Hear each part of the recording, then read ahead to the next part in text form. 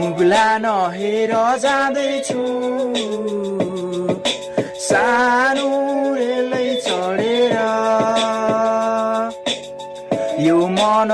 जल्छ हेर न सानो तिमीलाई सम्झेर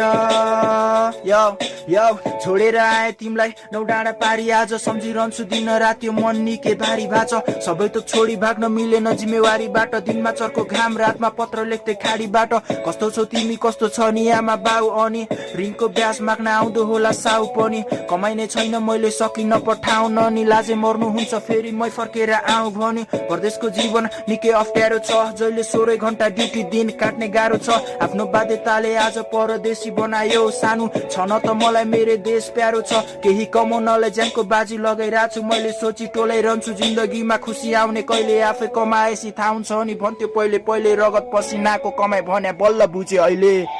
मुगला नहेर जाँदैछु सानो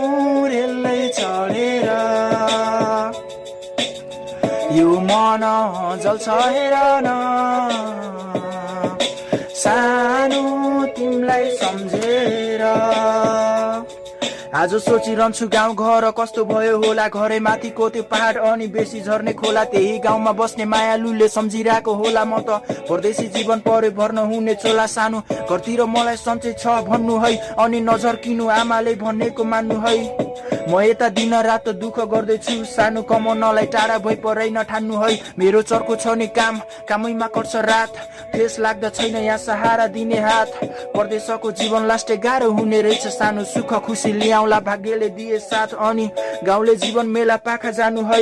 घरमा जे छ त्यही नै मिठो मानी खानु है यस्तै कुराहरू समेटेर पत्र लेख्दै मन भुलाई पठाउने यो प्रेमीबाट पाउने मेरी सानुलाई मुगला नहेर जाँदैछु सानो रेलै चढेर यो मन जल्छ हेर न सानो तिमीलाई सम्झे